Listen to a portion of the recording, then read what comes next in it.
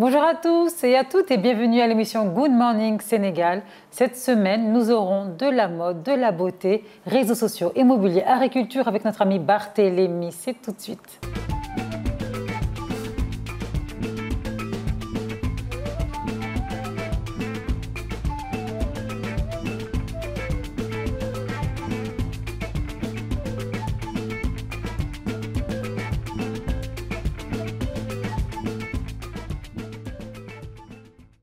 Amis, bienvenue à Good Morning Sénégal. Bonjour Kumba et bienvenue à Good Morning Sénégal. J'aime beaucoup ton style, toujours imprimé, toujours des blouses imprimées, toujours ravissantes, classe, chic. C'est Sénégal ça, made in Sénégal ça. Les gars, bienvenue. Oui, bienvenue. Merci. Et bonjour. Bienvenue dans votre émission Good Morning Sénégal. En forme? Oui, bien. En forme, Ouais. on est très en forme. En forme, tiens. Malgré le mois de Ramadan, on est très en forme. Ouais. Bien sûr. Voilà. Tiens n'est pas en forme. Et pourquoi? Je suis en forme. Et en- Qu'est-ce que tu dors maintenant? Pourquoi? Maman, toi, tu es en forme, mais Thiam, Hein? il n'est pas en forme. Donc tu dors, mais il dormait après avant. Regardez-moi ça. Il faut l'encourager, il faut le booster, vous là. Ah, on va démarrer avec le Flash Info, ça vous dit? Oui. Avec Ami? Oui. Allez, on démarre tout de suite.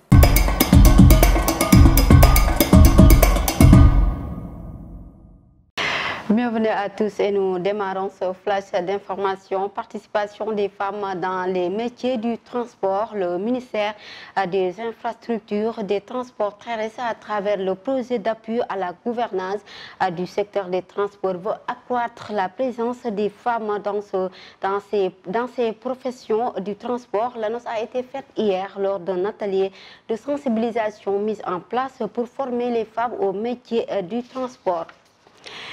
Encore un accord diplomatique entre le Sénégal et l'Arabie Saoudite, un montant de 233 milliards de francs CFA sera débloqué par la Banque islamique de développement pour le Sénégal. Selon le ministre de l'économie, ces accords permettront la réalisation d'autres infrastructures. Les professeurs arabisants de l'enseignement supérieur passent à la vitesse face à leurs revendications déposées depuis presque un an sur la table du chef de l'État Macky Sall. Ils ont dénoncé hier leurs revendications doléances concernant l'organisation des assises nationales, l'ouverture des départements dans toutes les universités du Sénégal, entre autres. Face à cette situation, le collectif annonce une manifestation le 15 mai prochain. Par ailleurs, le mouvement demande une rencontre immédiate avec le chef de l'État pour régler les problèmes. Et puis l'actualité internationale à présent au Togo et en Guinée, les professionnels médicaux se sensibilisent, mobilisent pour lutter contre les vendeurs d'illusions. De leur côté, les sages-femmes et les infirmiers ont déposé des dossiers pour créer un cadre organisé de réglementation de leur profession. En Guinée, aussi une nouvelle autorité issue du coup d'État du septembre sont également mises en pied pour raviver les ordres des médecins et sages-femmes. Au Nigeria, une opération militaire conjointe du Niger du Cameroun a permis de neutraliser une centaine de djihadistes au cours des dernières semaines. Selon les autorités, des bombardements intensifs ont été menés sur les pontours du lac Tchad, là où ont été implantés les hommes d'Al-Qaïda. C'était tout pour ce flash d'information. Merci beaucoup, Ami. Oui, c'est super. Hein? Bien assuré. C'est riche en Afrique aussi. Oui. C'est riche en Afrique, les informations. Oui, bien sûr. Bah, de toute façon, c'est toujours à l'international. Hein. Après, on a nos actualités. Et pourquoi on n'a pas parlé de la guerre de l'Ukraine? Oui, vous savez, on en a assez parlé. Donc en Afrique, si, on devait. Oui, donc je vois qu'en Afrique, il y a le terrorisme qui terrorise l'Afrique et souvent aussi le problème de médecins. Il y a des gens qui vendent des produits qui ne sont pas recommandés par les médecins. Donc c'est la lutte actuellement au Togo et en Guinée. Donc c'est pour sensibiliser les médecins, donc sensibiliser aussi les femmes qui achètent les produits sur la rue. Donc c'est le but des informations. Donc au Nigeria, il y a des opérations qui ont été effectuées. Donc on a tué beaucoup de centaines de djihadistes dans le nord du Tchad. Donc c'est pour cela que je l'ai pris. Non, c'est bien. Et puis même la contrefaçon, c'est très grave. La contrefaçon de médicaments, les gens ne réalisent pas. Déjà, le médicament est faux, exclusivement faux dehors, mais en plus, il te donne des maladies. Il y a des conséquences très lourdes qu'on ne peut pas, comment dirais-je, on peut pas peser la gravité en fait. Et la contrefaçon, on essaie toujours d'éradiquer. Je m'en souviens même, il y a 2 ans, je crois, de ça. On en parlait déjà dans les médias. Même en France, on parlait de cela. Donc, il y a beaucoup de contrefaçons. Tu as carrément des entrepôts. Mais vous imaginez, tu as des laboratoires pour fabriquer la contrefaçon de médicaments ici, au Mali, en Guinée et au Togo. Ce qui constitue un réel danger pour la population. Donc, il faut vraiment veiller sur ça. Mais maintenant, le problème qui se pose, c'est quoi? La population achète pourquoi? Parce que c'est le manque d'argent. Donc ils se disent, voilà, c'est moins cher. Donc c'est ça aussi qui est triste. C'est-à-dire on ne peut pas les blâmer. Ils cherchent à se soigner coûte que coûte, mais en ayant moins cher. Et c'est ça la problématique, c'est l'argent, encore une fois. Merci Ami pour ton flash info. On se voit tout à l'heure.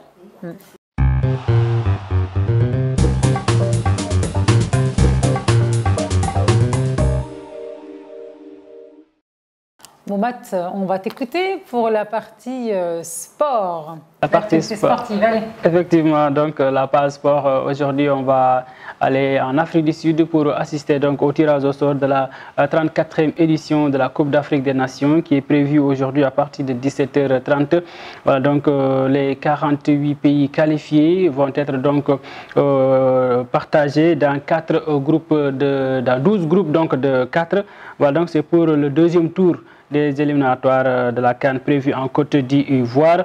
Mais ce qu'il faut savoir de ce tirage, c'est qu'il y a 3 pays qui sont sous sanction de la FIFA. Il s'agit du pays hôte, la Côte d'Ivoire, qui est donc sanctionné, mais également le Zimbabwe et le Kenya. Toutefois, il faut signaler que ces 3 pays sont donc intégrés au tirage au sort.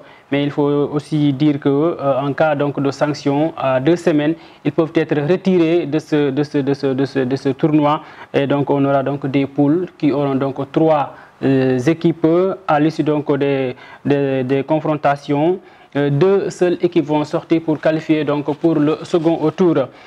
Au Sénégal, avec l'équipe nationale donc de rugby à 7, la sélection donc va rallier donc au Kampala aujourd'hui pour le compte de cette Coupe d'Afrique des Nations. De l'Ovalie, l'entraîneur donc Gora Faye a listé donc 23 joueurs donc pour aller donc jouer cette Coupe d'Afrique des Nations à Kampala, prévu donc les 23 et 24 avril 2022. Gora Faye donc a fait l'annonce hier. Le Sénégal a quitté Dakar aujourd'hui. Elle va donc jouer contre le Kenya. Et si le Sénégal gagne cette rencontre, il va donc se qualifier pour le second tour. Et le vainqueur de cette Coupe d'Afrique des Nations jouera directement le mondial prévu en Afrique du Sud. Et ce sera donc pour la première fois que l'Afrique abrite donc cette Coupe du monde de rugby. On va revenir au Sénégal pour parler de la lutte après l'officialisation de leur combat remake. Papa Sow et Siteu ont réagi. Le premier a dit qu'il va tout faire pour avoir donc la victoire, alors que Siteu donne rendez-vous à la prochaine donc face-to-face de ces 2 lutteurs qui promettent le feu encore. Voilà pour le rappeler. Leur premier combat a été avorté. Papa Sow a été blessé et là on a rompu donc le combat et pour l'instant on a officialisé ce combat qui promet des étincelles pour les amateurs de lutte du Sénégal. Voilà donc comment c'était ça pour la rubrique sport avec le tirage au sort surtout de la 34e édition de la Coupe d'Afrique des Nations. On va dire que le Sénégal va connaître ses adversaires aujourd'hui même. Inch'Allah que ça se passe bien pour vous. Ouais. Inch'Allah, et on n'a pas peur, on est les champions d'Afrique. Ah oui, bien sûr, on n'a pas. Je dis qu'on en parle pendant 1 an de la CAN. Ouais. On va augmenter les prières. Allez, non, surtout c'est le ramadan, allez. Oui, on va gagner. On va encore des prières, des ouïrs intenses là. On va garder notre bien qui est la Coupe d'Afrique des Nations. Aussi, aller à la Coupe du Monde. Inch'Allah. Ouais. On va continuer, enchaîner avec ta revue de presse, Mohamed.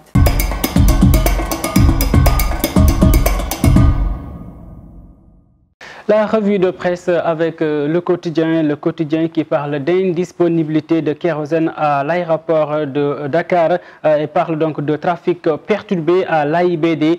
Les opérations d'avitaillement donc interrompues à partir de demain pour 2 semaines. Élection à la mairie de Dakar, Diouf Sarr diagnostique son échec aux nouveaux accords de financement de projets. La Banque islamique de développement alloue plus de 233 milliards de francs CFA au Sénégal. À présent, le Soleil qui parle de la célébration de Pâques, les exhortations de Monseigneur Benjamin Ndiaye, c'est à lire dans le journal Le Soleil. Toujours Le Soleil qui parle de financement autoroute Dakar-Saint-Louis et complexe de Wakaf. Le Sénégal et la Banque islamique signent un accord de 230 milliards de francs CFA. Aéroport de Ziguinchor, les raisons d'une fermeture sont en fait connues. Bosby le jour, à présent, qui parle d'approvisionnement des avions à l'AIBD, jet de kérosène, c'est le titre qui va du journal Bosby le jour, avec des photos d'illustration. Air Sénégal International, 2 semaines de pénurie de kérosène. Les fournisseurs avaient averti il y a un mois, les importateurs ne supportent plus les dettes. L'État leur doit 29 milliards de francs CFA. La guerre en Ukraine, l'autre raison, l'AIBD annonce des solutions urgentes. À présent, sport avec des photos d'illustration, les Lions du Sénégal, Sadio Mané, Habib Diallo et Khalidou Koulibaly, c'est pour parler de la 34e édition de la Coupe d'Afrique des Nations. Tirage au sort à partir de 17h30. Les Lions fixés sur leurs adversaires ce mardi. Meilleur tirage, ce sera donc au Sénégal, Kenya, Niger, Sao Tomé et Principe. Pire tirage, Sénégal, Afrique du Sud, Gambie et Éthiopie. Premier League, 30e journée donc en retard face à Manchester United, Liverpool pour coiffer Manchester City au podium. Lutte à présent sous nos lambeaux, sa pièce sûre de lui, regret que ne m'empêche pas de dormir. Il n'est pas facile donc, il est facile donc à le battre, il n'a aucune chance, j'attaque, je cogne et je gagne.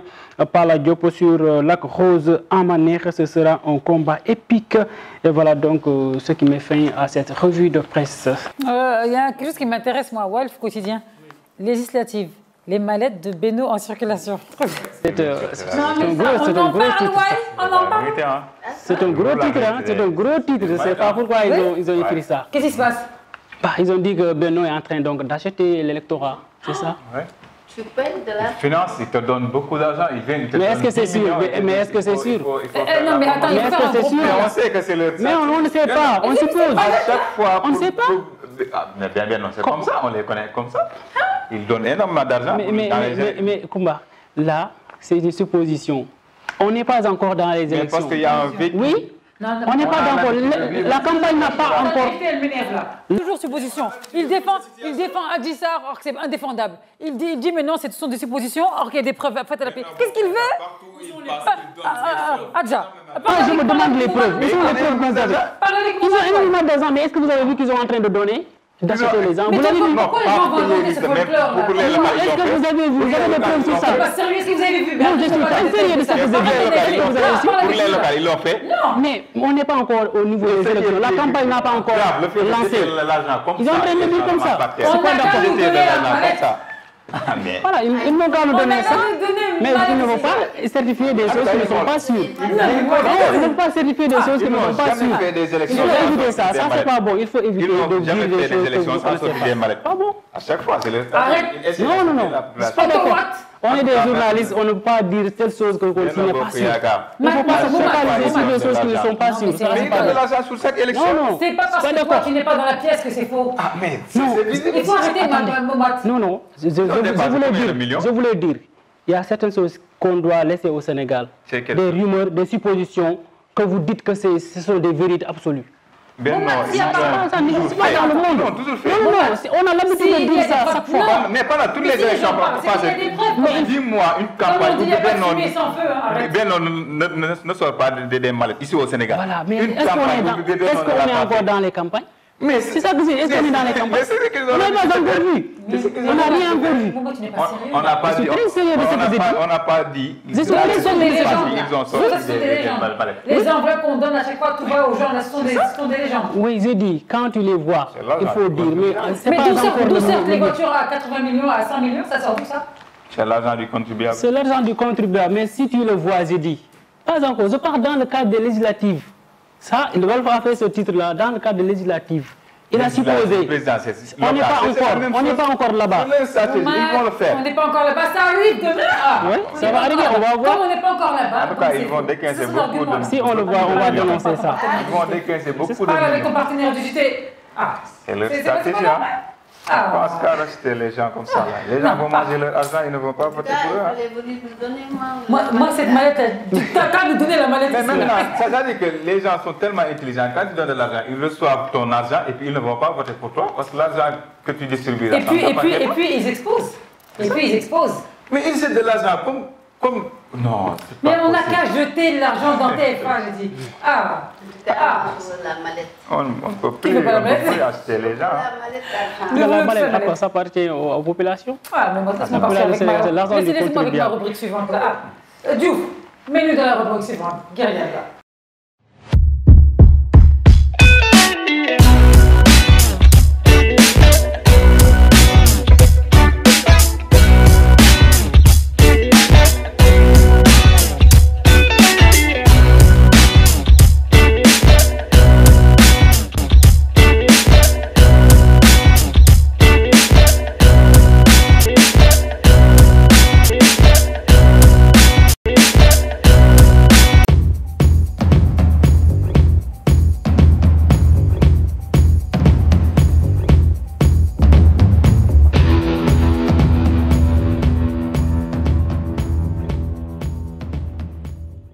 Amis, rebonjour.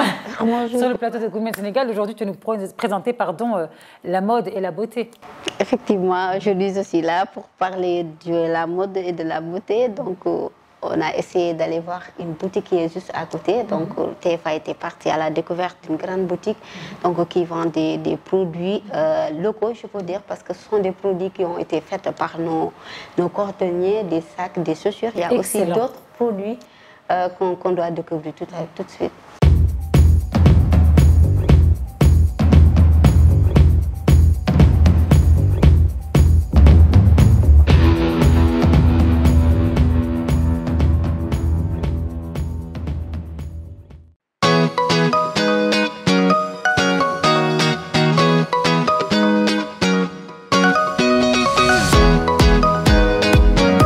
Toutes les femmes sont belles, toutes les femmes sont magnifiques. Vous voulez avoir une beauté, bienvenue dans votre rubrique Mode et Beauté. Aujourd'hui, nous sommes ici à AIS. AIS, c'est une boutique vraiment qui vend des marchandises, des matériels de femmes. Il y a de très belles sacs ici à l'intérieur, des sacs de marque. Suivez-nous un instant, vous allez voir ce qu'il y a à l'intérieur. Il y a de sac anda ak sama dans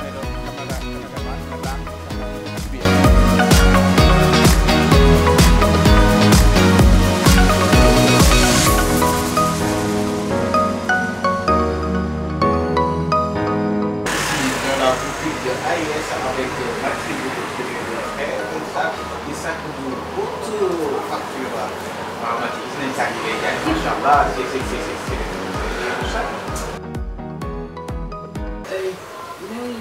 une boutique AIS qui représente la marque sénégalaise. Comme ma puis 100% féminin, mais pour devenir féminin, que Sénégal a décidé de la faire, sur une stratégie sénégalaise, tous les produits sont made in Sénégal. Tous les produits sont made in Sénégal, ça qui rafet donc comme cela veut dire que Sénégalais am nañ xarañte def lu rafet comme ni ko ñeneen defee. Si am na incroyable talent parce que boo xoolee saa bi genre boo nee Sénégal des produits voici la marque AIS cuir bi 100% dans ça da ngay daal dañ koy daal ba mu muy dee du yàqu. D'ailleurs ma may ma ko boo xoolee aussi suñu gars yi même chose 100% cuir made in Sénégal yëpp Sénégal lañ koy fay suñuy produits yi ils sont incroyables jafetul ñu dem extérieur dem jënd dara lépp lu fi Sénégal. léegi sac yi ñaata ku bëgg am ñaata nga koy amee sac yi. Ça va entre 80 et 150 000. Ça dépend du produit. Ok, sac charme sac si seen chaleur la quoi.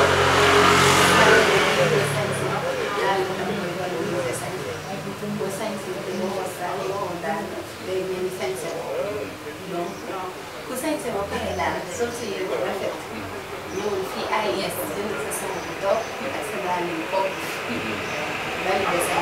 de sañse te sañse di ko valider dafa am solo. mais comme par exemple sànq maa ngi koy wax c'est-à-dire ni jigéen ñi mën a sañse noonu góor ñi mën a sañse j'espère que gis naa fi tamit ay tànk yu rafet yoo xamante ni c'est pour les hommes aussi. AIS pour góor ñi ak jigéen ñi ku ñëw dañ fi gis sa bopp suñu am nañ mbaxal qui sont blancs daal di modèle yu bëri yaay choisir. waaw loo bëgg rek am na fi. loo bëgg am na fi. aussi on travaille aussi sur comment par exemple wala lu lay ñoom daal di bëgg am ci moom tu passes ta commande après ok yéen a ko dégg nag boo bëggee maanaam dàll sur commande tamit boo ñëwee ci mat yi da ngay jëlal sur mesure defal la ay dàll yu rafet sur commande des produits 100% local ici au Sénégal. voilà gis naa parfum yi tamit vraiment am na différentes formes de parfum yi laa loolu ci mën a wax tamit. waaw parfum yi ay amiral boutique la ñuy jaay parfum yi nga xam ne Dubaï lay jógee ak Arabie Saoudite yi nga xamante ne mën nañ wax ni yeneen bi sallallahu alayhi wa sallam daañu ci def parfum dafa neex.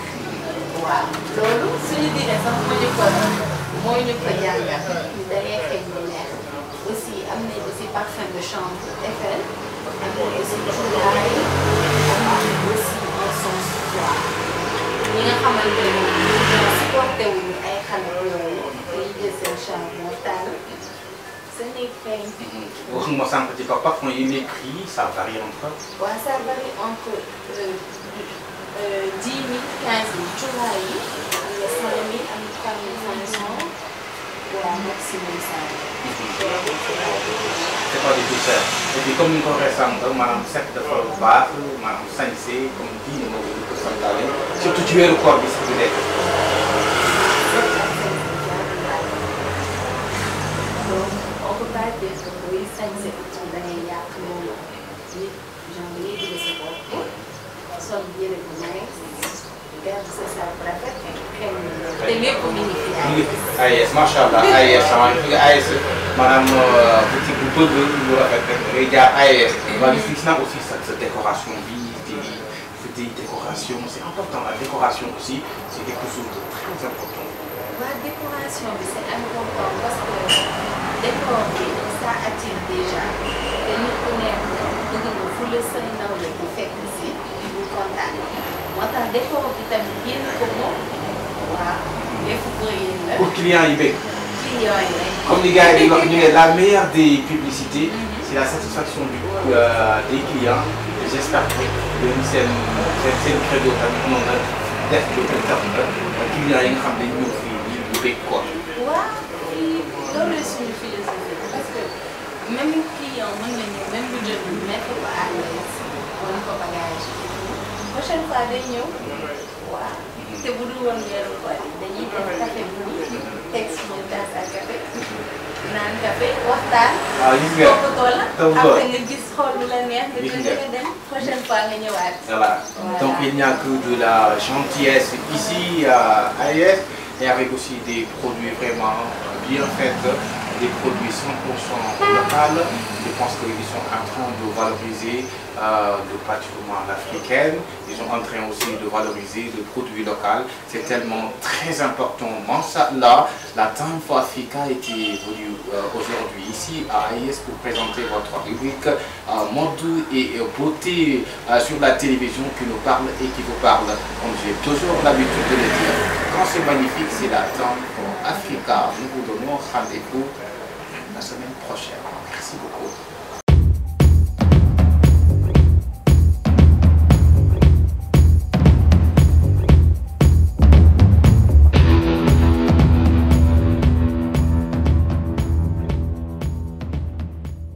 Voilà, comme je vous le disais tout à l'heure, donc la boutique, on était là-bas, donc c'est une grande dame qui est là-bas, du nom de Matindiaï, donc elle est une vendeuse. À l'intérieur de la boutique, vous avez trouvé des chaussures donc, qui ont été fabriquées par nos cordonniers, donc, mais aussi des sacs qui sont l'ensemble, on vend ça à 80 000. Il y a d'autres produits aussi, d'autres marques de sacs, donc qu'on peut voir sur la vidéo et tout. Il y a aussi des produits de parfums et aussi les trucs des femmes sénégalaises qu'on dit le tchouraï. J'adore le tchouraï, mais j'ai arrêté parce que c'est un peu dangereux, nocif pour la santé, mais je mettais du tchouraï partout. Ah oui, donc c'est surtout en cette période de fraîcheur, donc les femmes préfèrent toujours donc utiliser ces trucs aussi. Voilà, donc à part les sacs, on a aussi des petites pochettes là, donc accompagnées je sais pas comment des chaussures et tout, donc pour aller pour les mariages, les baptêmes et tout. Donc voilà, la boutique qui est là. On a aussi des chaussures pour les hommes aussi, qui veulent être élégants et tout, chic. Il y a aussi les parfums et tout. Très bien. Ce qui m'intéresse, mais vraiment, c'est que j'adore le sur-mesure chez le cordonnier. Mais tu te rends compte, mais ça, c'est pas donné à tout le monde, hein. Tu n'oses même pas faire ça en France. Tu rêves.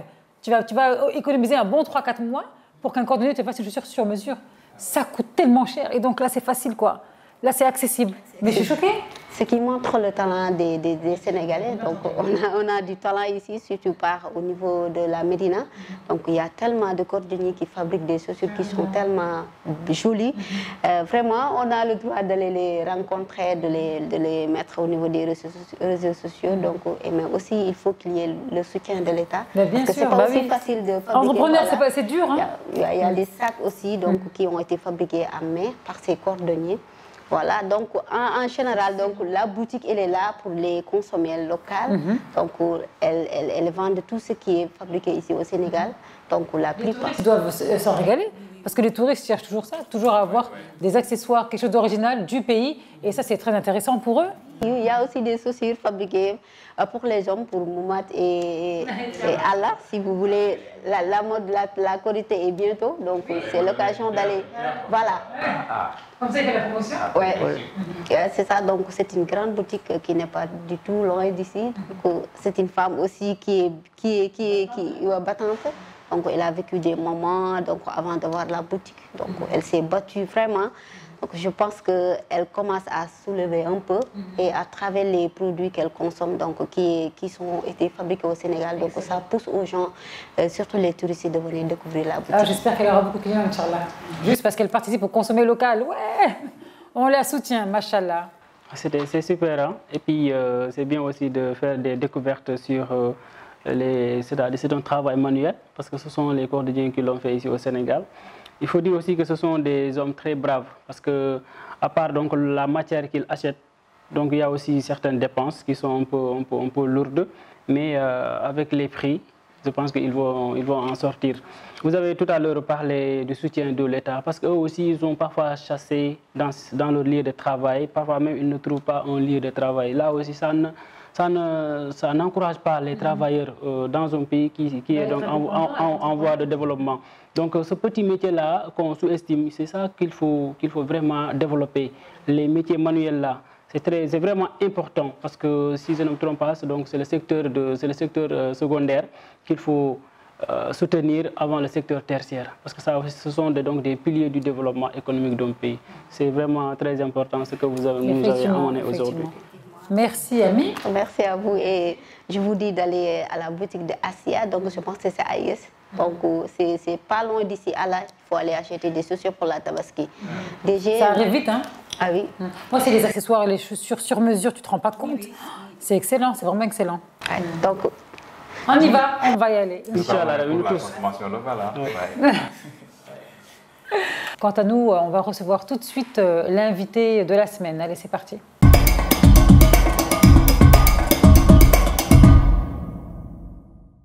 Bienvenue, M. Ndiaye, sur le plateau de Good Morning Sénégal. Merci beaucoup. Oui, bienvenue, M. Ndiaye. Vous êtes sur le plateau de Good Morning Sénégal. En bref résumé de M. Ndiaye, Abdou Aziz Ndiaye, licence en banque et étudiant actuellement à l'IAM, ingénierie, finance. Et il est également président de l'amicale des étudiants de Touba, président chargé de communication de l'amicale des élèves et étudiants ressortissants de Bambey. Il a été aussi adjoint chef de projet Amnesty International IAM en 2017. Et un jeune qui a fait un parcours un peu, il touche de tout, quoi. Il a la flemme d'être sur les instances de décision, c'est quelque chose à souligner. Il est actuellement aussi poète slameur. Donc, bienvenue et que vous en dites une petite... Bonsoir, M. Thiam, et bonsoir. Je suis Abdou Aziz Ndiaye. C'est un immense plaisir de partager ce plateau avec vous. D'ailleurs, je vous félicite et je vous remercie de passer pour cette invitation qui me va droit au cœur. Aussi, comme je l'ai dit, vous faites un travail extraordinaire et on s'est connus tout simplement sur les réseaux. Et voilà, on a échangé beaucoup de choses, beaucoup de bonnes choses, ce qui a fait même l'objet de mon invitation. Et merci aussi, et je salue davantage toute l'équipe de TVA. Merci beaucoup Abdelaziz. Donc je vous dis bienvenue dans cette grande émission Good Morning Sénégal qui a l'habitude donc d'inviter des gens qui entreprennent vraiment comme vous. Comme il l'a bien dit, vous êtes un jeune engagé, vous êtes un peu partout dans le volet économique au Sénégal. Donc ravi de partager ce plateau pour partager avec vous et vous poser des questions aussi dans votre domaine. Merci beaucoup. C'est un plaisir. Et Abdou Aziz, on a vu que vous êtes président ici, président amical, adjoint, vous êtes à l'IAM. Souvent sur les organisations, on te voit devant. On voit aussi même devant la scène sur quelques événements, vous êtes présenté en tant que poète seulement. Mais en tant que jeune, qu'est-ce qui vous a inspiré de chercher toujours à être devant, de diriger les gens comme les présidents amicales et tout? Merci Thiam pour cette question. Déjà, nous avons été bien formés pour impacter, influencer et impressionner. Déjà, dans la vie, il faut incarner toujours d'être un leader, d'être toujours devant. N'empêche que nous sommes des jeunes, mais voilà, cela ne va pas dire qu'on ne va pas faire des travaux pour être toujours devant. Ce qui m'a poussé d'ailleurs à IAM, lorsque j'avais eu mon bac, on m'a orienté là-bas pour faire une formation en administration des affaires. Lorsque je suis venu, je me suis dit que forcément je dois intégrer les vies associatives. Et ces vies associatives m'ont permis d'acquérir une connaissance, surtout sur le côté de la communication et autres choses. Et bien vrai que, comme vous l'avez dit tout à l'heure, je suis aussi chargé de la communication de l'amicale des élèves et étudiants de Bambey en 2018, aussi président de l'amicale des élèves et étudiants ressortissants de Touba Lapé, encore adjoint Amnesty International à IAM. Et l'année dernière, j'étais chargé de la communication du Club Vert. Le Club Vert, c'est-à-dire le Vert, c'est celui qui parle de l'environnement. Donc comme je suis aussi intéressé pour protéger l'environnement. C'est la raison pour laquelle je me suis dit qu'en tant que jeune, je dois me rappeler à faire tous ces travaux-là, ce qui m'a permis, comme tu l'as dit, chaque jour d'être devant. Ça ne veut pas dire que d'être devant, mais essayer de forger, essayer aussi de montrer que nous avons le talent et ainsi de suite. Voilà. Et le Club Vert dont vous avez intégré, c'est quoi l'objet? Déjà, aujourd'hui, qui parle du vert parlera inéluctablement de l'environnement. Et parler de l'environnement, c'est de rappeler la personne son origine, de lui rappeler aussi l'espace qui lui a bercé, de lui rappeler aussi l'espace qui lui a motivé. Et cet espace-là, nous devons le protéger. Et protéger cet espace consiste tout simplement, comme nous l'avons fait, organiser des activités de recyclage. Aujourd'hui, comme je l'ai dit, beaucoup de jeunes ont tendance, après usage d'une bouteille, de jeter ça dans la rue, et sans autant savoir que ça peut impacter sur notre environnement. C'est la raison pour laquelle, à IAM, nous avons décidé de prendre ces bouteilles-là, toutes sortes de ces bouteilles-là, on peut les réutiliser. Juste que on avait fait des trousseaux, on avait pris des bouteilles de litres, des litres pour faire des poubelles, ainsi de suite. Voilà, c'était ça l'objectif du verre. Et selon vous, en tant que jeune, que doit être le comportement d'un jeune pour le développement de son pays? Pour le comportement d'un jeune, pour le développement de son pays, comme je l'ai dit, d'avoir savoir la différence entre un chef et un leader. Déjà, si je dis savoir la différence entre un chef et un leader, déjà nous avons l'habitude de se comporter comme un chef, c'est-à-dire suivre les gens. Alors que quand on est leader, on doit essayer d'influencer, faire de toute sorte que les personnes nous suivent. Ça veut dire qu'on est jeune, on ne doit pas avoir des objectifs bien déterminés. On est jeune, nous ne devons pas participer à notre développement. On est jeune, nous ne devons pas faire beaucoup de choses. Aujourd'hui, si vous voyez au Sénégal, il y a pas mal de jeunes qui sont motivés, il y a pas mal de jeunes qui sont intéressés à faire des choses, rien que pour... je me suis dit que pour le développement, parfois on manque d'engagement. Cela ne veut pas dire que je me suis dit que quand on est jeune, on doit faire toutes sortes, essayer de participer au développement du pays. Voilà. Et sur le côté de la formation aussi, est-ce que la formation qu'on vous dispense aujourd'hui est adaptée aux réalités de ce pays-là? Je me suis dit là que parfois, on dit que la formation, peut-être que ça soit la formation professionnelle, comme je l'ai fait à IAM, d'habitude en formation, nous avons tendance aujourd'hui à faire ce qu'on appelle un tronc commun. C'est-à-dire que les 3 ans de formation, tu fais beaucoup de choses. Tu cumules la communication, tu cumules peut-être l'informatique, tu cumules trop de choses. Je me suis dit qu'aujourd'hui, peut-être cette formation-là est un autre pour tout étudiant. Et par rapport à la réalité, comme vous l'avez dit, comparer la formation et la réalité, moi, je parle sur le côté de l'employabilité, c'est-à-dire que après la formation, le côté de l'emploi, c'est ça qui est devenu aujourd'hui une catastrophe dans le pays. C'est ça le problème. Et qu'est-ce qui a fait qu'après cette formation, vous avez les qualités, vous avez les compétences, mais vous avez un problème d'emploi? Voilà. Déjà aujourd'hui, comme je l'ai dit, les entreprises ne recrutent plus néanmoins la fonction publique. Déjà d'après ce qu'on a vu sur les tendances de l'ANSD, c'est-à-dire l'Agence nationale de la statistique et de la démographie, aujourd'hui 4,8% des jeunes sont tout simplement dans la fonction publique, alors que les 80% des autres sont aujourd'hui dans le secteur privé. Ça, c'est une catastrophe. En tant qu'un pays comme le Sénégal, un pays de développement, un pays voilà, qu'on doit accompagner les jeunes, on dit que le secteur privé recrute plus que la fonction publique. Je me suis dit que voilà, c'est une catastrophe. Surtout le privé, ce sont des entreprises extérieures en majorité. Ça veut dire qu'on a des entreprises françaises, coréennes, japonaises, russes aujourd'hui qui emploient ces Sénégalais-là. Et effectivement, c'est une catastrophe. Effectivement, c'est une catastrophe. Parce qu'aujourd'hui, comme je l'ai dit, voilà, parfois, après la formation, nous aimons incarner une vie belle, une vie reluisante. Parce que 3 ans de formation intenable, 3 ans de formation insupportable aussi. 3 ans de formation que nous avons fait des mensualités exorbitantes. Après cette formation-là, beaucoup d'étudiants aujourd'hui font des travaux qui ne sont pas du tout adéquats à leur niveau. Là, si vous me le permettez d'expliquer, juste une interview, il y a une dame que j'ai suivie il y a de cela 2 mois. Elle a dit qu'elle a son master en communication. Mais peut-être après son master-là, elle a du mal à trouver un travail. Elle est restée 2 ans dans la maison sans trouver un stage, néanmoins un emploi. Comme les Sénégalais sont tellement curieux, d'habitude on leur pose beaucoup de questions. Et juste pour se débarrasser de ces questions-là, elle est obligée de faire un travail même qui ne demande même pas un diplôme. Déjà, comme je l'ai dit, moi aujourd'hui, si je prends mon exemple, j'ai eu ma licence en banque et ingénierie financière à IAM. Déjà, j'espère que vous connaissez IAM. Aujourd'hui, je suis conseiller en assurance vie. Ça, c'est une catastrophe aussi. Pourquoi pas aujourd'hui l'État et les entreprises n'accompagnent pas ces jeunes étudiants-là après leur formation? Mais aussi, est-ce que les jeunes n'ont pas leur responsabilité? Parce qu'après les études, au lieu de s'attendre, pourquoi pas ne pas se lancer dans un business ou bien quelque chose comme ça?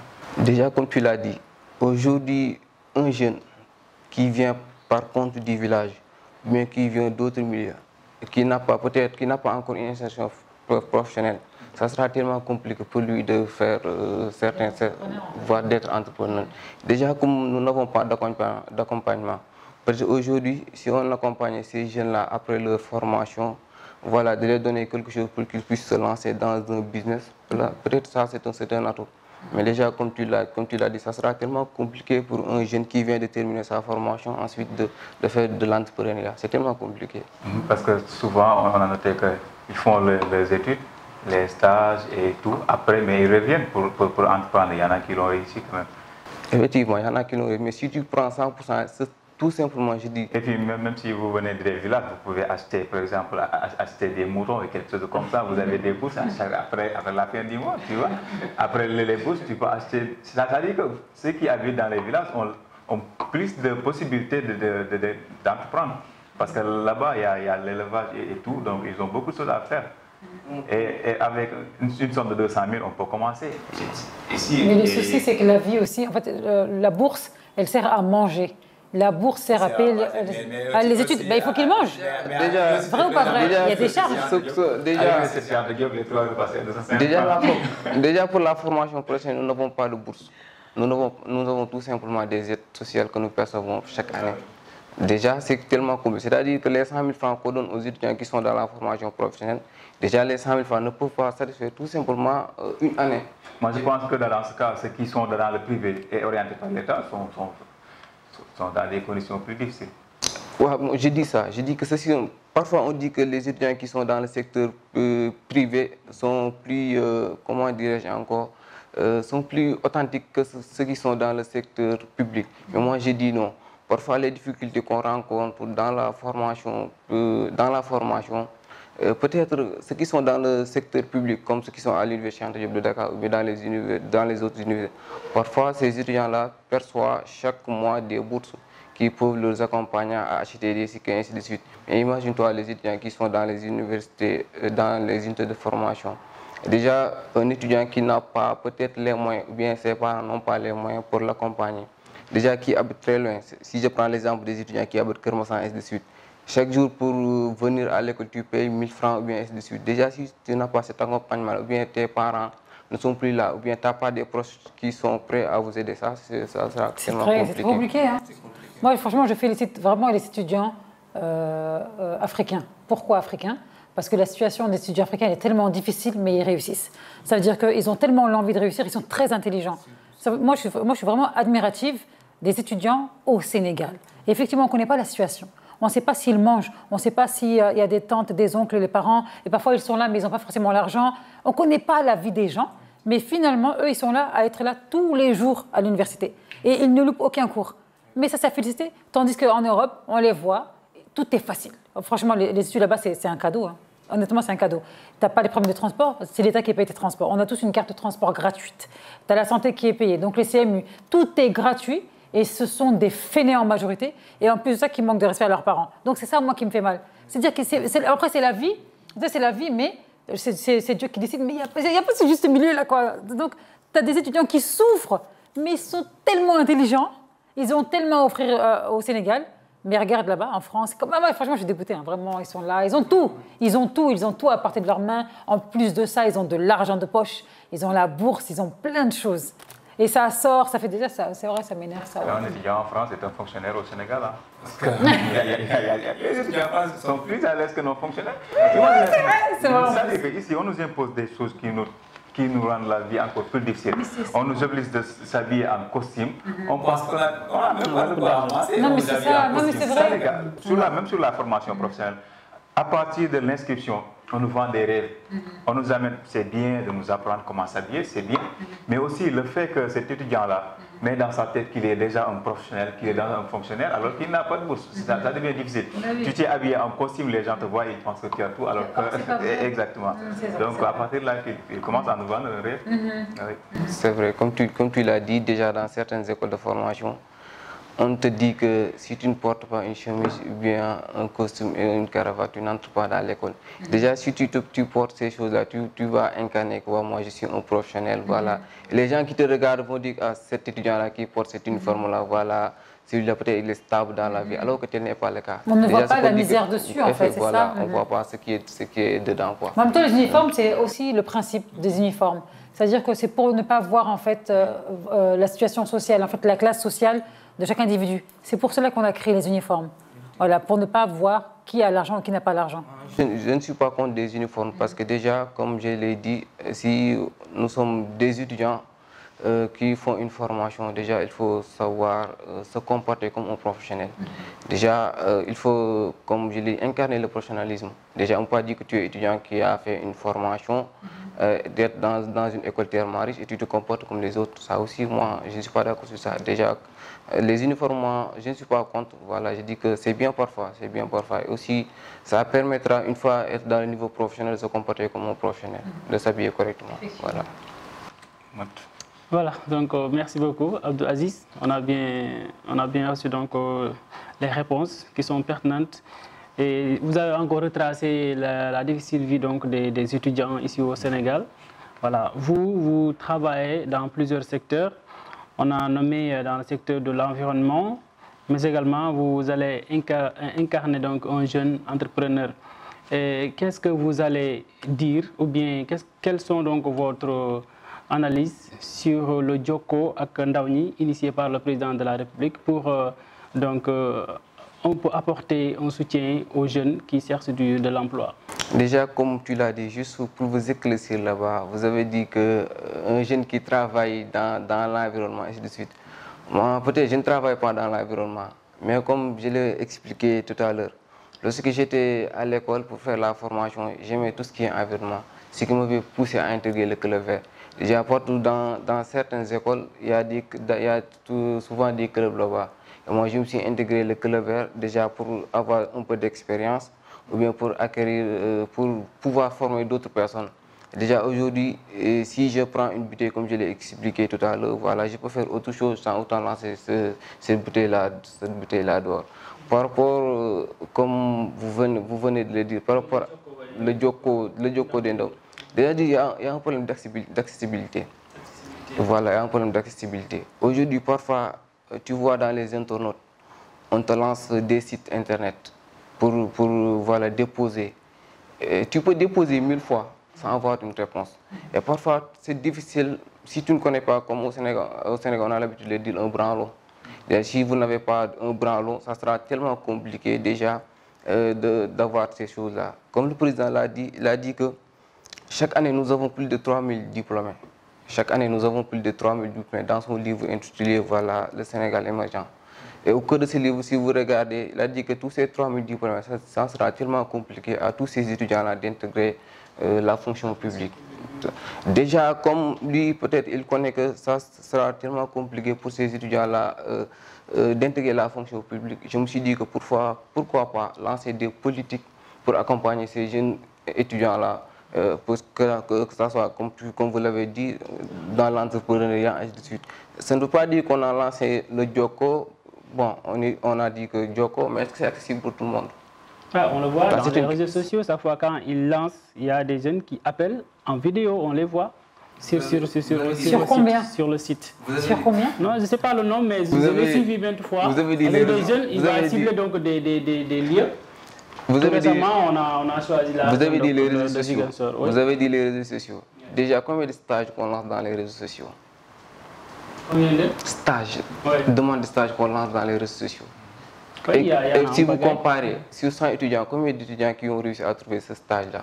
Donc vous ne voyez pas pertinent cette décision du président de la République? Je ne dis pas que ce n'est pas pertinent. Peut-être il y a des personnes qui ont eu la chance d'avoir... Moi, je ne dis pas que ce n'est pas pertinent, mais parfois, ce n'est pas accessible à tout le monde. La vérité de là, ce n'est pas accessible à tout le monde. Et quelle est donc la solution maintenant pour aider ces jeunes Sénégalais qui sont à la recherche de l'emploi? Déjà, surtout je parle sur les jeunes diplômés. Pour les aider déjà, il faut d'avoir, déjà comme je l'ai dit, le stage, il faut comprendre déjà c'est quoi le stage. Comme on dit que c'est une durée d'apprentissage pour attirer des compétences. Déjà, il y a certaines entreprises même, elles ne savent même pas, voilà, que ça c'est un problème pour elles.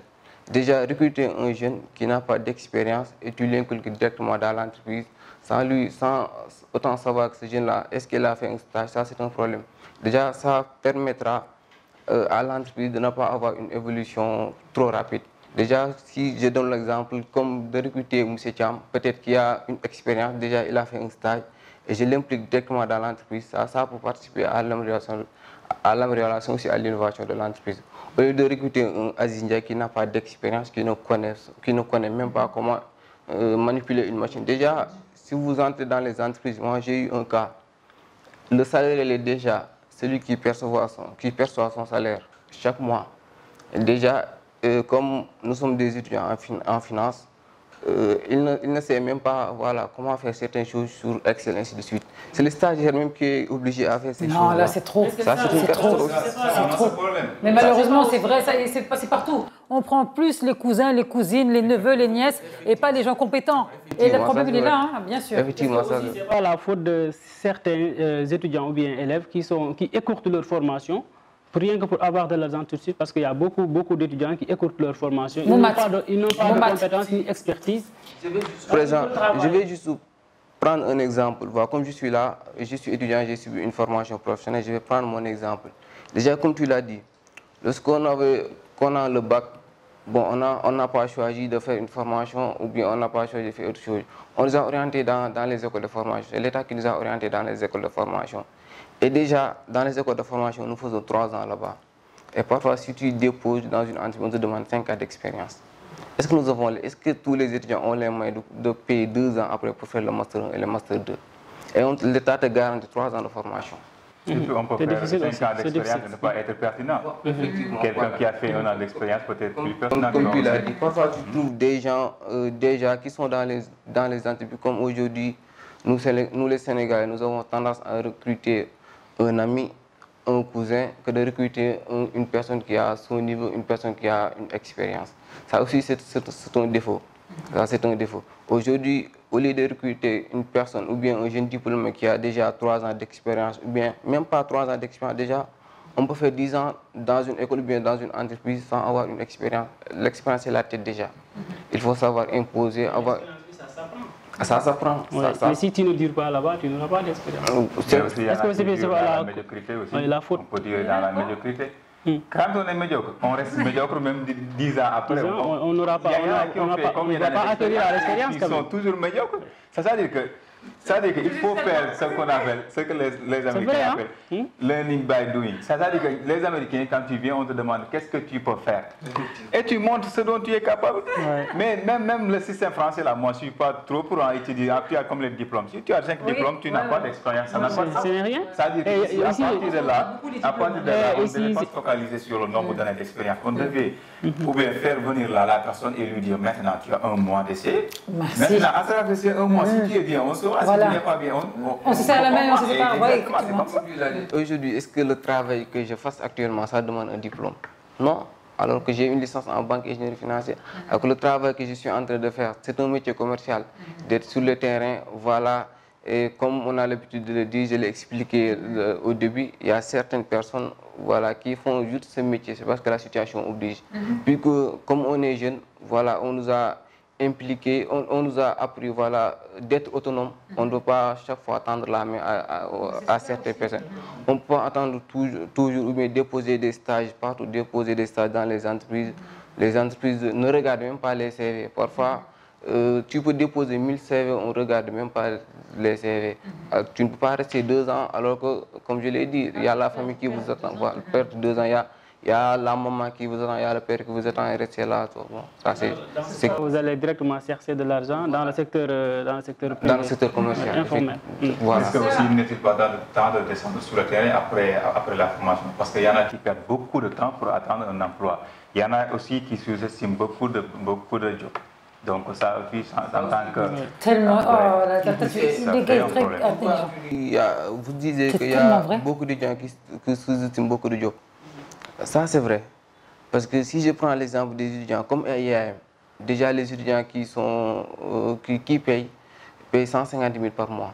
Déjà, si tu payes 150 000 par mois, et voilà, si la formation arrive en son terme, aujourd'hui, on te propose un job de 50 000 ou de 25 000, tu vas dire, moi, les 150 000 que j'ai payé, que j'ai investi, il n'y a pas de retour sur investissement. Ça aussi, c'est un problème. C'est un problème, mais maintenant, en fait, je pense que là, ils ont un peu tort. Tout à l'heure, j'allais te reprendre en disant, personnellement, je trouve que tous les étudiants ont raison. Il n'y a aucun étudiant qui a tort, parce que l'étudiant, il se lève pour aller étudier. Il quitte sa maison pour aller étudier, il quitte sa maison pour apprendre, pour avoir un développement de son cerveau. Donc voilà, donc ça, c'est à féliciter. Quoi qu'on dise, c'est à féliciter. Mais maintenant, la chose, c'est qu'effectivement, là, il n'y a pas de logique. L'étudiant préfère perdre du temps au lieu de se dire, c'est pas grave, même si c'est 25 000, même si c'est 30 000, au lieu de prendre ça, le minimum, même si on sait qu'il va les brûler en une journée, mais au moins, enrichis-toi ailleurs, autre chose, dans d'autres thèmes, dans d'autres domaines. Et ça, c'est ça que l'étudiant ne comprend pas, c'est que aussi ça, c'est un peu l'orgueil.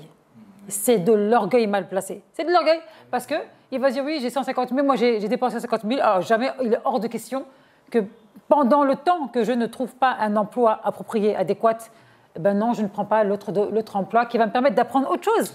C'est juste une question de temps, en fait. Et peut-être que dans 1 an, 2 ans, 3 ans, même peut-être 6 mois, j'aurai une opportunité et là, je vais quitter cet emploi-là qui ne me satisfait pas, qui ne satisfait pas par rapport à mes compétences pour apprendre ailleurs. Mais c'est ça le souci. Ça, c'est vrai, comme vous venez juste de le dire. Comme les étudiants voilà, qui ont fait 3 ans de formation, déjà, comme si je prends l'exemple, moi aussi, j'ai fait 3 ans de formation. Pourtant, je suis à IAM. J'étais à IAM. Je peux dire que c'est une grande école. Voilà, peut-être je ne vais pas... Je ne dis pas que voilà, je suis de IAM. En sortant, je vais faire le métier commercial sur le terrain. Alors que je me suis dit que bon, dans la vie, toujours, il faut essayer de persévérer. Comme on a l'habitude de le dire, c'est l'effort persévérant qui conditionne la victoire finale. Déjà, je me suis dit que peut-être ce qu'on me paye, voilà, aujourd'hui m'a permis, je ne dis pas être autonome, mais ça m'a permis peut-être de régler certains soucis. Bien sûr, de régler les soucis, d'avoir de l'expérience, d'avoir une expérience aussi avec les autres. En équipe, c'est ça aussi. Voilà. Et puis c'est 1000 fois mieux de rester à la maison parce que même si on te paye, quel que soit le salaire, si tu étais à la maison, tu n'allais pas recevoir ce salaire-là. Et puis tu vas apprendre beaucoup parce que ce que tu apprends à l'école, on dit communication, management et tout, mais sur le terrain. C'est sur le terrain que tu vas rencontrer des personnes sur le terrain. Même sur le terrain, tu pourras rencontrer une personne avec qui, voilà, qui aura besoin de ton expérience et tout. Donc ce qui est bon à savoir, il ne faut jamais rester. Ça veut dire que l'arrêt est le début de l'échec d'une personne. Tant que tu n'arrêtes pas, tu n'as pas encore échoué. Mais si tu arrêtes, les opportunités arrêtent, les objectifs arrêtent, tu commences à oublier ton domaine de compétences, les gens même t'oublient. Donc, tant que tu es sur le terrain, tu peux espérer bien. Et dans ce cas, tu vas perdre le temps que tu as perdu dans les écoles de formation. Qu'est-ce que ça sert? Et puis, donc, ici, parfois même, on dit que c'est inutile de rester dans les écoles de formation. Parce qu'au fur et à mesure, tu as fait la formation, tu as l'expérience, mais au fur et à mesure, tu vas te retrouver dans une autre entreprise qui n'a rien à voir avec ce Moi, je dis là-bas que peut-être les écoles de formation, parfois, elles sont meilleures. Parce qu'aujourd'hui, dans une école, si je prends l'exemple dans les universités publiques, parfois, il y a des étudiants qui sont en géographie ou bien en histoire. Déjà, dans l'entreprise, on te demande d'avoir une compétence professionnelle. Déjà, peut-être, je ne dis pas que dans les universités, on ne vous donne pas une compétence professionnelle. Mais par exemple, dans les écoles de formation, aujourd'hui, on vous apprend voilà, comment parler, on vous apprend déjà comment faire un entretien, on vous apprend beaucoup de choses. Déjà, moi, je me suis dit que parfois, dans les universités publiques même, tu vois un étudiant qui a son master. Je dis qui a son master, il a un problème pour manipuler un ordinateur et de suite. Par contre, ça, franchement, ça me choque. Voilà. Ça, c'est tellement choquant. On apprend l'utilisation des ordinateurs à 10 ans, à 9 ans même, en France. Et là, c'est vrai que parfois, tu tombes sur des adultes qui ne savent même pas écrire un courrier sur l'ordi ou faire un CV. Mais ça me dépasse, or qu'ils ont un bac. Tu veux du travail, même la langue, on a même du problème à se prononcer en français. Voilà, comme je l'ai dit, parfois, si vous regardez, ce sont les étudiants qui sortent dans les écoles de formation, qui obligent à faire déjà des formations de prise de parole en public aux autres, ou bien de les apprendre comment faire un CV, comment faire un compte rendu, comment, ainsi de suite, ainsi de suite. Déjà, dans certaines écoles de formation, je ne dis pas dans toutes les écoles de formation, mais comme si je prends l'exemple de IAM, déjà, si tu viens, si tu fais une année là-bas, tu es capable de manipuler un ordinateur, tu es capable de comprendre beaucoup de logiciels. Voilà. Déjà, nous qui vous parlons, aujourd'hui, si on te donne un ordinateur, ça ne vaut pas la peine de demander à une autre personne de te faire un CV, ou bien à une autre personne de te faire des cartes de visite, et de suite. Aujourd'hui, il y a du mal. Vous voyez, dans le secteur public, si vous pouvez peut-être demander, ou bien aller trouver l'expérience, vous voyez qu'il y a des étudiants qui ont du mal à faire un CV, des étudiants qui ont du mal à faire une carte de visite. Ils obligent de demander aux autres, voilà, de faire ça à leur place. Avec ça, l'État ne soutient pas les écoles privées qui donnent beaucoup de personnes qui sont vraiment capables de travailler dans le domaine de la gestion de l'entrepreneuriat qui fait développer un pays. Alors là, l'État se trouve avec des dettes par rapport à ces établissements-là. Voyez-vous que c'est normal? Nous avons un problème. C'est-à-dire que l'enseignement, c'est général. C'est le système. On dit que c'est le système français, mais ce n'est pas le système français. Parce qu'en France, il y a la spécialisation. Ici, on apprend 13 ans sans spécialiser. On est dans l'enseignement général. On a le bac, le CFE et tout. Et puis, ce qui est bizarre, à chaque fois qu'on est allé dans les écoles de formation professionnelle, on retrouve des étudiants qui quittent l'université à la 4e année et qui ont perdu déjà 4 ans de leur vie, 4 ans de salaire, 4 ans de galère. Et puis, la façon, c'est-à-dire à l'université, on massacre les étudiants comme pas possible. C'est-à-dire les étudiants passent toutes les nuits à faire des va-et-vient. C'est-à-dire ils apprennent dans des conditions tellement difficiles et après la formation, il n'y a rien, aucune qualification. Moi, quand je suis littéraire, dire quoi? Je ne suis pas communicant, je ne suis pas professeur. Ils n'ont pas besoin de... C'est-à-dire tout ce qu'on peut faire, c'est faire les concours et être professeur. Même sur les concours, on demande 1000 personnes pour prendre les 30. Oui, c'est vrai. Et puis sur les 1000 personnes, pour chaque demande, tu payes 10 000 francs. Tu payes 10 000 francs. 10 000 francs si tu as 1000 personnes ou 2000 personnes. Combien tu vas gagner et tu ne prends que 30 personnes? C'est un problème. Et puis, les étudiants qui sont sortis à la faculté de lettres, ils sont par exemple au nombre de 500. Quand ils font la demande, on prend les 30. Et après, dans les écoles, on dit on a un problème d'enseignants. C'est-à-dire qu'il y a beaucoup de problèmes incohérents et qu'on ne peut pas concevoir ici au Sénégal. On a encore... Comme je l'ai dit aujourd'hui, si je suis là, déjà c'est pour dire qu'on doit accompagner surtout les jeunes diplômés, parce que ces jeunes diplômés souffrent aujourd'hui. Parce que déjà, comme je l'ai dit, il y a tout le monde qui attend. Déjà, comme je dis que la jeunesse d'aujourd'hui, c'est une bombe et tout le monde attend l'explosion. Et l'explosion, déjà, il y a certaines personnes qui croient que c'est une victoire. On va juste jubiler avec cette victoire-là. Déjà, je me suis dit qu'il faut aujourd'hui que les dirigeants d'entreprise, les chefs d'entreprise, savent aider et partager. Parce que la vie n'est pas ce que l'on a, mais ce que l'on partage avec joie. Déjà, pour partager, il faut qu'on puisse signer des quotas afin de recruter ces jeunes étudiants-là. Même si je ne dis pas un emploi pour faire un stage. Déjà, si vous avez la chance de faire un stage, peut-être tu peux avoir certaines expériences qui te permettront, une fois dehors, de faire ton propre job. Voilà. Merci d'avoir accepté notre invitation. Merci à vous aussi. C'était très intéressant et enrichissant. Hein. On a eu un excellent invité. Oui, en tout cas, merci et bon courage. Vous êtes vraiment dynamique et engagé. Nous vous souhaitons en tout cas de bonnes choses et rester dans cette dynamique. Nous avons un grand plaisir de partager ce plateau avec vous. Merci beaucoup, donc Abdou Aziz. On a reçu votre, je ne sais pas, cri de cœur parce que c'est une alerte qui est là. Il y a beaucoup de personnes comme vous qui sont là, qui sont diplômés, qui ont donc leur expertise à exploiter dans ce pays, mais ils n'ont pas l'opportunité. D'où l'important donc à l'État de venir en aide à ces jeunes-là qui sont prêts à travailler pour le développement de leur pays. Merci beaucoup quand même. On est très fiers de vous recevoir dans ce grand plateau Good Morning Sénégal. Merci à vous aussi. Quant à nous, on reçoit tout de suite Barthélémy pour la rubrique Art et Culture. C'est tout de suite.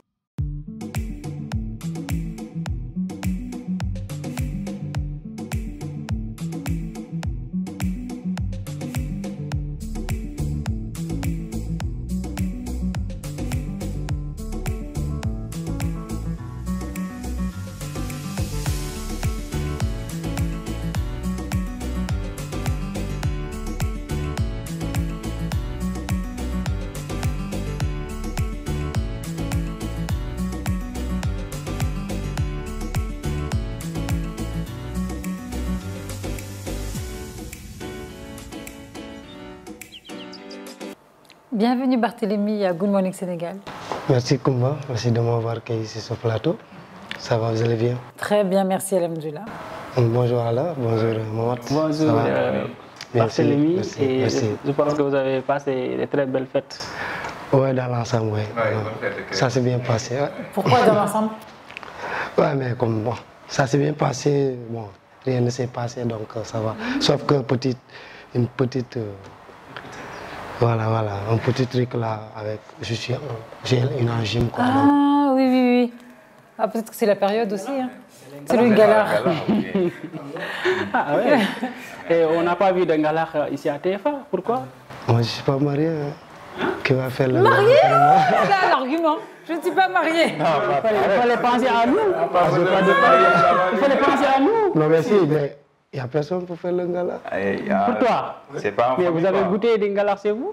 Oui, à la famille? Parce qu'on m'a donné. Ah. Mais c'est excellent. Merci, hein? j'ai pensé à vous, j'ai pensé à vous, oui, bien sûr. Ah, est-ce que tu as vraiment pensé à nous deux?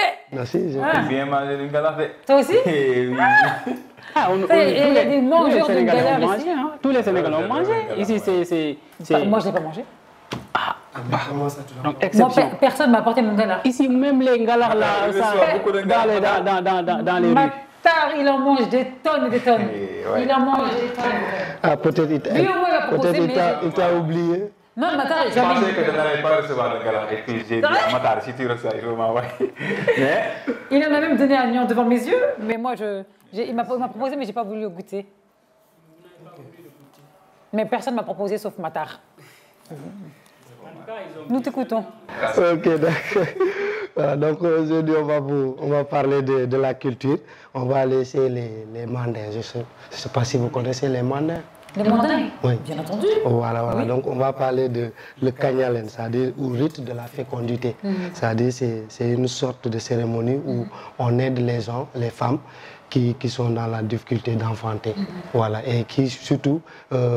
quand ils enfantent, à l'accouchement, les enfants sont morts-nés. Oh là là. Voilà, donc comment aider ces femmes-là pour qu'ils puissent enfanter, pour qu'ils puissent à chaque fois ne pas perdre leurs enfants. Donc on voulait se suivre l'élément. Ouais.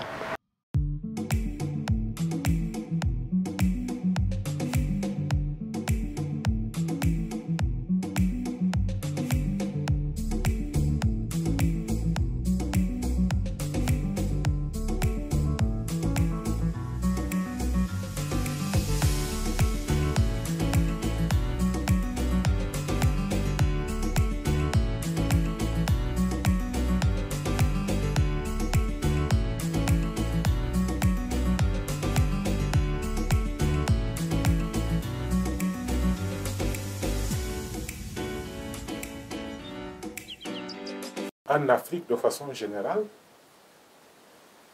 il n'y a que du syncrétisme religieux.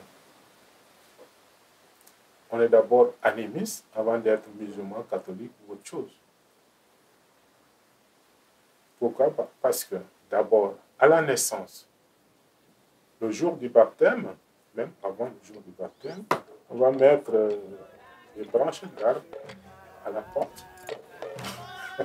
Ou bien on va attacher un morceau de bâton à la main, ou bien au cou, et c'est ce que je suis en train de dire. Tout le monde est passé par là.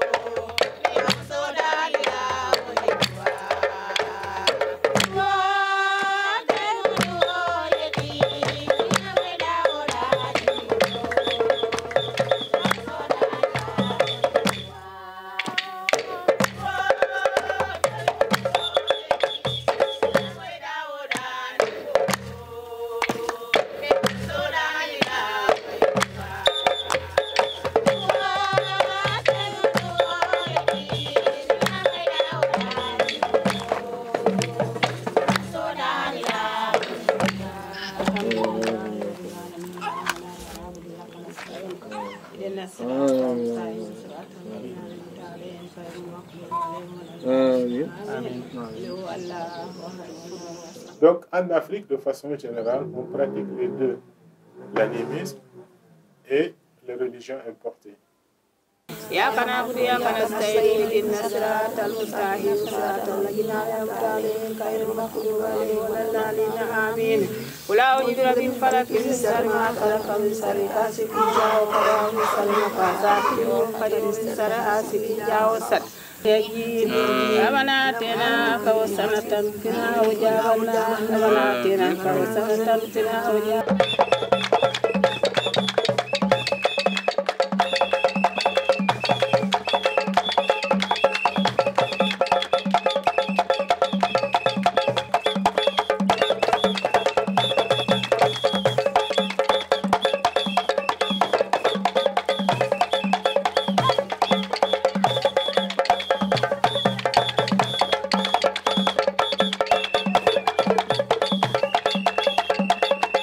Atele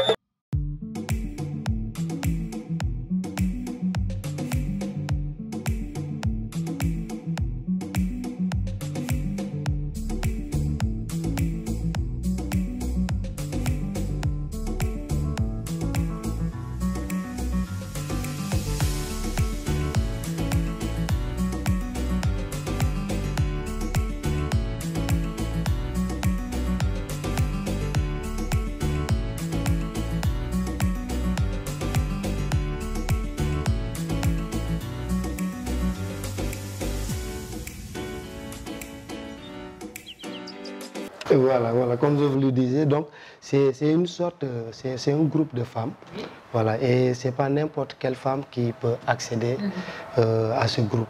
Soit c'est une femme qui a déjà perdu un enfant, parce que chaque fois qu'elle enfante à la naissance, voilà, c'est des fausses couches à chaque fois, donc elle vient trouver ces femmes-là. Donc en fait, il faut que tu as une certaine âge, au-delà de 40 ans aussi. Voilà, pour pouvoir être dans le groupe. Et tu viens trouver aux femmes, tu leur parles de ton problème. Voilà, donc moi j'ai un problème à chaque fois. J'ai un problème d'enfanter, voilà. Donc eux, elles vont organiser des prières traditionnelles, religieuses et autres, avec des folklores aussi. Et ils font aussi des rites thérapeutiques qui vont t'aider à enfanter et à conserver aussi ton enfant. Voilà, donc c'est une tradition qui a duré. Même les Sérères le font, même les Jola le font aussi. Est-ce qu'il y a une forte demande? Pas trop, parce qu'aujourd'hui avec la médecine, voilà, les gens font confiance trop à la médecine. Au lieu d'aller vers ces trucs traditionnels, pourquoi pas. Voilà, donc c'est ça quoi aussi. Voilà, donc c'est à cause de ça aussi. Ouais. Je pense que c'est très important parce que aussi la vie d'une femme stérile c'est très dur. Surtout dans les familles, elle est souvent stigmatisée. Les belles-mères disent j'ai la flemme d'avoir un petit garçon, quelque chose comme ça. Ça fait mal, hein? Ça fait mal, elles sont souvent traumatisées. Et en tout cas, c'est difficile. Je ne la souhaite à personne et c'est compliqué, quoi. Très important reportage, Barthélémy encore. Donc, vous nous avez plongé dans un milieu à encore conserver, notamment la stérilité. Et aussi, c'est une réalité en Afrique. Il y a des choses à faire pour donc, je ne sais pas, trouver des solutions à ces femmes-là d'avoir des enfants. Parce que si vous allez donc dans certains lieux, il y a des rites comme ça. Et après, la femme va avoir de l'enfant. Donc, pour dire que il y a la médecine moderne qui est là, mais aussi la médecine traditionnelle aussi pour trouver des solutions à certains problèmes de la société. D'où l'importance de conserver nos valeurs. Merci encore une fois. Je pense que pas de questions, mais c'est très important. On a eu donc les informations. Surtout le côté prière, parce que vous avez dit que voilà, elles se réunissent, elles font beaucoup de prières. Voilà, donc ça aussi, c'est très important. Et c'est vrai que c'est difficile psychologiquement pour une femme en fait de subir des fausses couches ou vraiment de faire des naissances et l'enfant est mort-né. C'est lourd psychologiquement. Et effectivement, il faudrait les suivre et ne pas les laisser justement à elles-mêmes, livrées à elles-mêmes. Et j'espère aussi qu'elles ont le soutien de leur mari. Ça, c'est vraiment, voilà, c'est la base. J'espère vraiment. Il y en a qui n'ont pas le soutien de leur mari parce qu'il y a eu des situations où, effectivement, les belles familles étaient fâchées en mettant accusation sur la femme. C'est toi, tu n'as pas su tenir l'enfant dans le ventre. Des fois, j'entends des choses tellement graves. Je me dis, ils n'ont même pas cette conscience-là. Ils ne savent pas comment ça fonctionne. Comment ça peut être la cause d'une femme qui porte l'enfant. Comment ça peut être à cause d'elle si l'enfant part. Mais il faut... franchement, il y a des choses qui ne sont pas logiques. Et donc, malheureusement, tu as les belles familles, hein, les belles-mères à la base, qui sont très méchantes et qui imposent finalement la deuxième épouse comme ça. Comme elle ne peut pas te donner d'enfants, prends une deuxième. Or que c'est Allah qui donne les enfants. C'est Dieu qui donne la naissance, c'est Dieu qui donne la mort. Quand tu sais ça, l'affaire elle est classée. Il faut s'en remettre à Dieu. Voilà, donc... Mais parfois c'est des choses qui arrivent, mais parfois quand ça arrive, quand les gens pensent que la femme ne peut pas enfanter, mais quand elle est divorcée avec son mari, et bien là-bas, elle a un enfant. Voilà, donc là aussi, c'est l'homme qui est stérile, mais on accuse toujours la femme, effectivement. C'est un problème, ils ne cherchent pas même à trouver qui est stérile entre les deux. Alors que ce sont les Parce qu'ils ne font pas les examens poussés, et les examens poussés, c'est de l'argent aussi, c'est de l'argent les examens. Et donc effectivement, on va toujours accuser de toute façon la femme, ça c'est vraiment typique, on va accuser la femme, mais maintenant on ne regarde jamais l'homme. Et il s'avère à chaque fois quand la femme elle sort de ce mariage, quand l'homme répudie la femme, parce que c'est toujours lui qui répudie, l'homme répudie la femme se marie avec un autre homme, elle a 4-5 enfants, et là maintenant on oublie vite la calomnie qu'on a fait sur cette femme-là, c'est de la calomnie. Hein.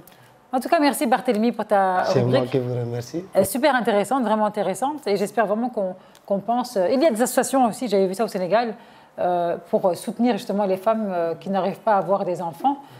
J'avais même écrit un article il y a de ça, je pense, 3 ans. J'avais fait un super reportage justement sur les femmes qui n'arrivent pas à faire des enfants. C'était triste, très douloureux pour certaines femmes. Il faut avoir les épaules solides, hein, et avoir une foi ultime en Dieu pour pouvoir sortir de ce genre de situation-là. Voilà. Merci Barthélémy. Merci. Quant à nous, on va faire une petite pause de publicité. Allez, c'est tout de suite.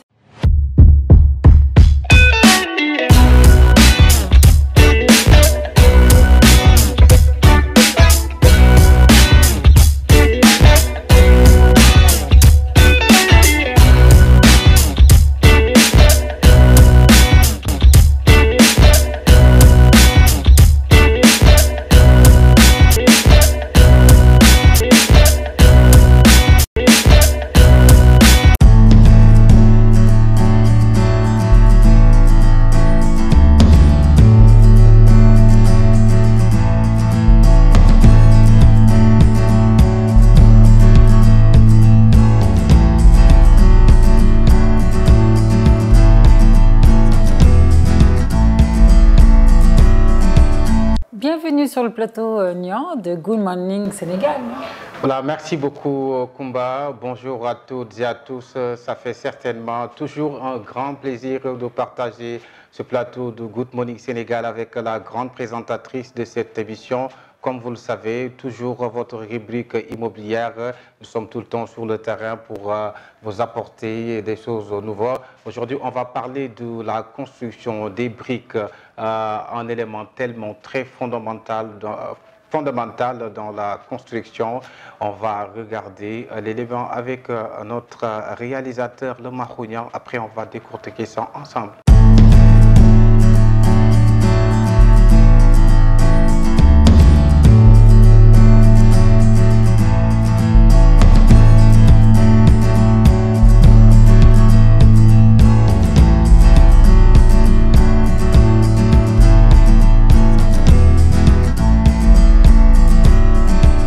Madame, Messieurs, bonjour et bienvenue dans votre rubrique immobilière. Aujourd'hui, on va parler avec les maçons qui font des briques. Leur travail, comment ça se passe?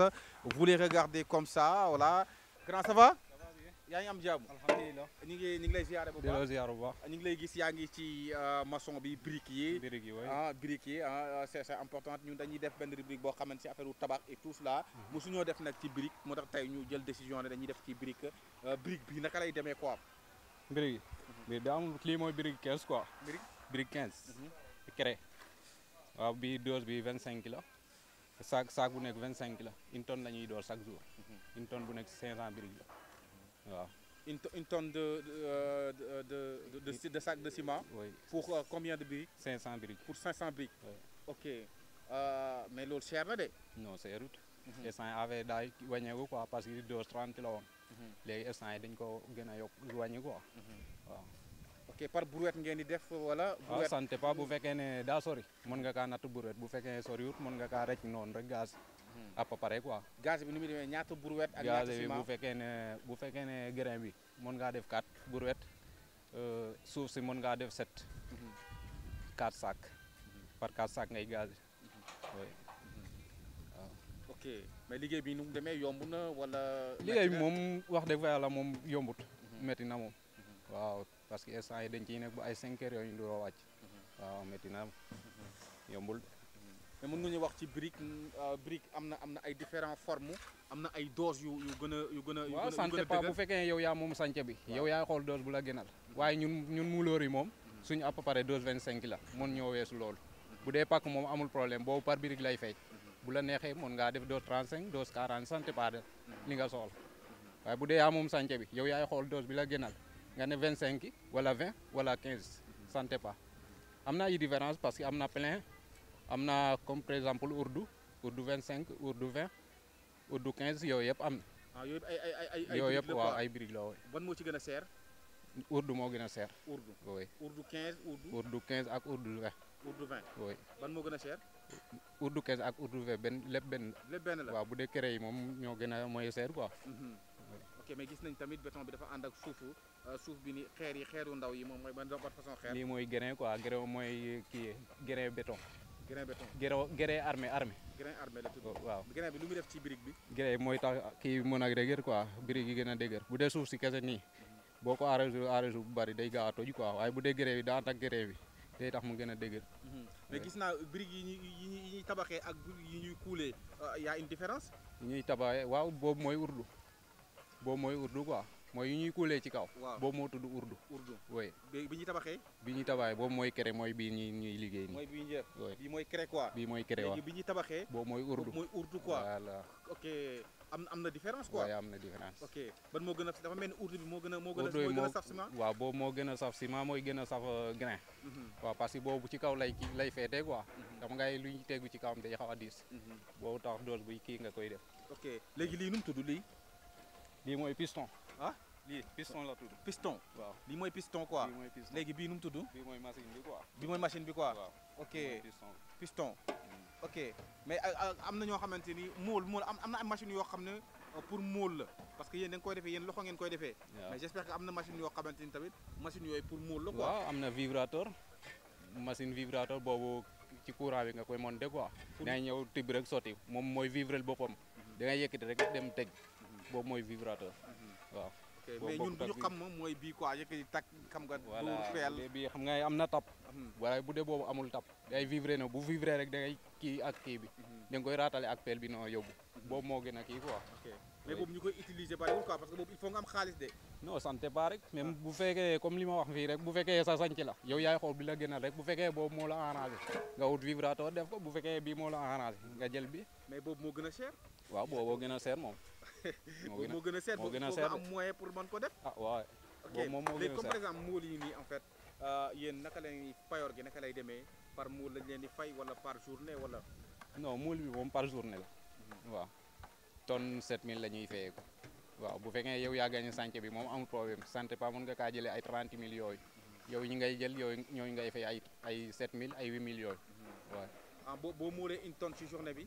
ñu am 7000 da ngay am 7000 waaw maanaam kenn ku ne. kenn ku nekk waaw kenn ku ne 7000 quoi. waaw te ça dépend ci nombre bi ngeen nekk rek mais soo leen moolee une tonne après da ngeen di am 7000 francs. oui une tonne bi saay boo ko moolee daal di nga am bu fekkee kere yi saay boo ko moolee di nga am 7000. bu fekkee wudul nag moo gën a seer boobu moom 8000.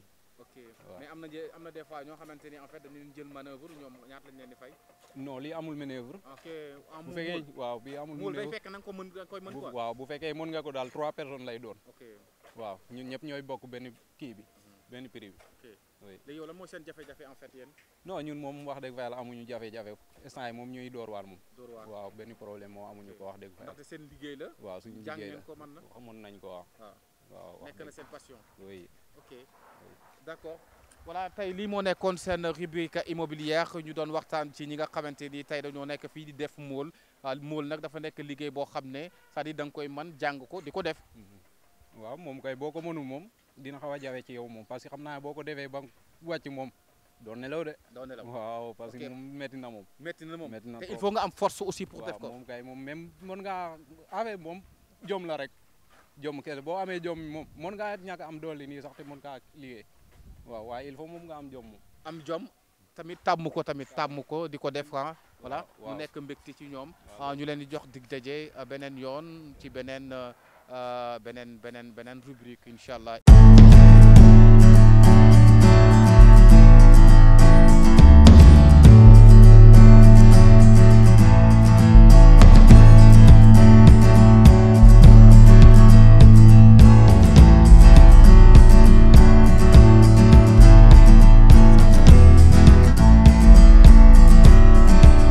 Voilà, merci beaucoup Koumba, Al et Mabat, comme nous le voyons ici, voilà, sur les images, les briques, c'est tellement très important dans la construction. Et puis c'est une étape très fondamentale, comme je viens de le dire. C'est-à-dire on ne peut pas construire une maison sans pour autant faire des briques. C'est ce qui voilà, de bonnes briques en fait. C'est du début à la fin, quand on fait le coulage, tout est briques en fait. C'est rarement qu'on voit au Sénégal des bâtiments que l'on fait avec d'autres astuces. Ça peut exister dans d'autres pays, mais ici au Sénégal, la plupart que l'on voit, c'est des maisons que l'on construit avec des briques. Voilà, les maçons qui le font, ça donne pas beaucoup d'argent là, beaucoup d'argent parce que c'est difficile. Pourtant, ça marche bien, le business. C'est un business florissant avec toutes les constructions qu'il y a là. Oui, oui. Il y a beaucoup de constructions. Beaucoup de constructions parce que ils auraient pu avoir beaucoup plus d'argent par rapport à leur activité. Ils m'ont dit qu'une tonne, c'est pour 60 000. C'est pour 60 000. On dirait 75 000. Ah, j'en étais à 60 000. Non, c'est pour le ciment, mais... fabriquer les briques. Ça dit, comment on leur paye une tonne? Quand ils font une tonne de briques, on leur paye 7 500. 7 500 pour... Je retourne ce que j'ai dit. C'est tellement difficile, tellement délicat, mais ils le font. C'est des briques, imaginez. C'est ça. C'est ça. Oui. Ils le font parce que c'est de la passion. C'est quand on a amour avec de certains travails, certains boulots que l'on fait, vous le faites avec beaucoup de passion, vous ne pouvez ne pas laisser. C'est pourquoi ils se fatiguent là tous les jours. Il y a beaucoup de personnes aussi qui quittent leur localité, leur village. Par exemple, ils viennent ici à Dakar pour faire des briques, le maçon, du journalier et tout cela. Il y a certaines personnes aussi, la journée, ils cherchent. C'est-à-dire, tu te lèves le matin, tu n'as pas là où aller, tu cherches à travailler ou chercher un patron qui va t'embaucher, qui va te prendre comme manœuvre la journée. Il y a plein de personnes qui font ça chaque journée ici à Dakar parce qu'il n'y a pas de travail. C'est difficile de trouver de l'emploi. Oui, comme on a eu l'invité tout à l'heure qui le disait, c'est très dur. Déjà, même après les études, de trouver un emploi, alors là, et ils le prennent. Donc là, quand même, 7 000 et quelques, 7 500 francs, ça me fait mal. C'est minime, c'est rien pour le travail fourni, en fait. Tu vois, c'est très difficile. Et puis c'est un travail, beaucoup d'efforts, beaucoup de physique. Hein. Moi, je crois que c'est des passionnés. C'est pourquoi des fois c'est difficile. C'est pourquoi beaucoup d'hommes, ils ont des stress en fait. Parce que tu travailles, les activités que vous faites, ça ne vous paye pas. Hein. Il y a un maman qui est là, les enfants sont là. C'est difficile, c'est difficile sur les conditions. Mais bien sûr, ils vont être stressés tout au long de la journée. Voilà, c'est ça. Surtout quand tu n'arrives pas à nourrir ta famille. Ça fait mal en fait à l'homme. C'est douloureux pour l'homme, ça. Je pense que ça aussi, c'est la chose la plus difficile. Le fait de voir les besoins des parents et qu'on n'est pas capable de les satisfaire. Franchement, c'est difficile. Surtout quand il y a femmes et enfants. Et les briques aussi. Imaginez si on prend, par exemple, moi je l'ai demandé une fois en moisson, je lui dis sur un sac, tu peux faire, il me dit jusqu'à 20 briques. Et imaginez si le tonne, c'est combien de sacs? C'est 20 sacs. C'est-à-dire chaque sac fait 20 briques. On a 400, donc pour avoir 7 500, il faut 400 briques. C'est le cas, c'est-à-dire qu'à partir de là, on voit qu'il y a une exploitation tellement grave. T'as compris. Ouais. Et puis le fait d'utiliser le ciment aussi, ça a des impacts parce que c'est des produits chimiques. Bien sûr, bien sûr. Imaginez, la lourdeur, on n'en parle pas. Le soleil, on n'en parle pas. L'insécurité. Tous mains nues. Exactement. Quand on voit leur main, ça fait des corps. Mais ils ne connaissent pas Kariski? Mais ils ne connaissent pas bien. Ils veulent donner le nom à Kariski, Ousmane. Il faut les sponsoriser, les Kariski, ça va régler un peu la situation. Et puis, c'est un métier tellement difficile. Non, trop difficile. Tu as dit le mot chaleur. Ça, c'est insupportable. Tout ce que tu fais de toute façon sur la chaleur, c'est très dur. Et puis, ce qui est bizarre, l'ingénieur qui est derrière lui, il gagne des millions. Mais c'est pourquoi je t'ai dit que c'est un bon business. Il observe, il dit il faut corriger ceci, cela. Voilà. C'est lui qui gagne des millions. Mais oui, c'est dans ce sens-là que je faisais ça. Il gagne des 3 000 francs par jour, c'est pour ça. Et puis il travaille de 8h à 17h, imaginez. 8h à 17h sans arrêt. C'est un peu compliqué. Non. Ils n'ont même pas avec ça de quoi acheter leur repas. Ça fait mal, oui, ça fait mal.